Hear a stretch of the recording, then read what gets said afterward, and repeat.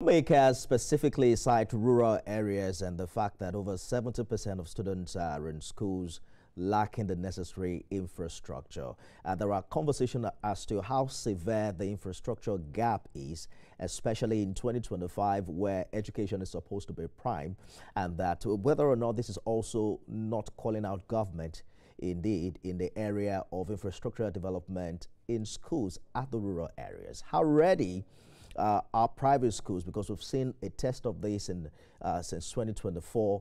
You remember what happened with the UTME and the fallout from that particular examination across the country. How CBT compliant are our schools? Things such as functional computer labs, reliable electricity, internet access, trained computer instructors.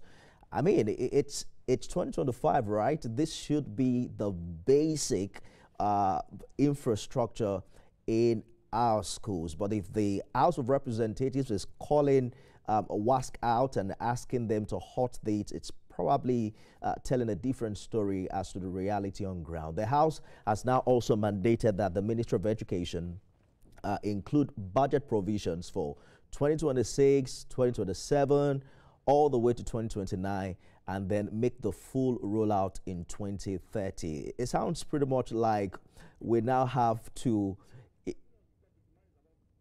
improve the quality of education just because of CBT. Well, the perspective would also mean a lot to many stakeholders who have been crying out that we need to align, infrastructure in the education sector. For instance, how much of our budget are we given in this regard? What should schools, particularly private and public schools, be doing now in the next few years in order to prepare for this?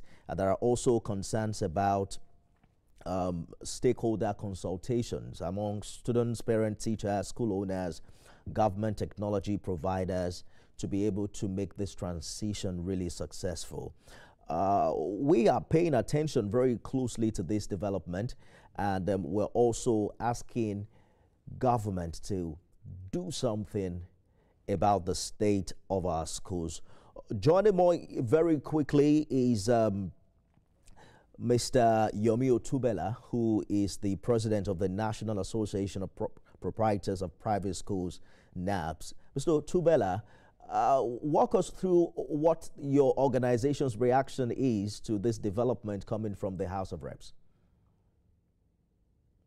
Excellent afternoon to you, my host, and I want to thank you so much for bringing us on board to hear our view concerning the recent development concerning the transition of writing examination at our ordinary level with paper and pencil to writing on computer.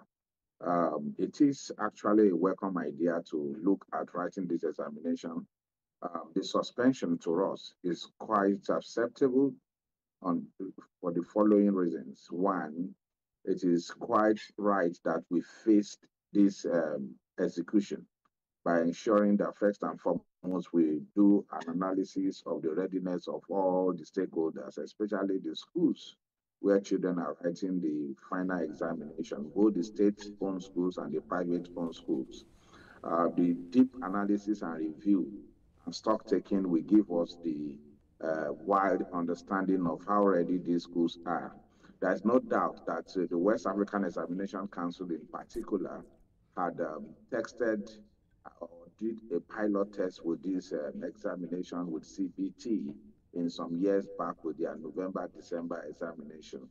However, it cannot be said to be conclusive, being that the total number of children participating in the November-December series of this West African Examination Council, the number is so minimal to those who often come to write the May-June series. Secondly, we also know that majority of the teachers do not possess a computer system, let alone have the one that they can use to teach the children in the school sufficiently.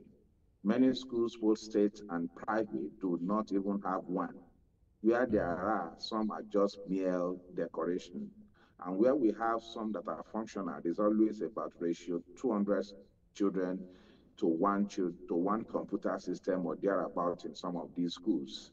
Then the next is the fact that most of these teachers who are going to be part of the invigilators and supervisors during the examinations, some of them lack the in-depth training that is required to ensure that they could face the challenges that may arise during the course of writing the examination in terms of malfunctioning of system, network challenges, and the rest. And I must say here that the suspension is welcome, and that will give us sufficient room to be able to face the implementation by allowing that government do not only provide for the state schools, and where they cannot afford to provide for private schools, they should be able to grant some subsidy to support schools from providing this infrastructure, including the supply of power.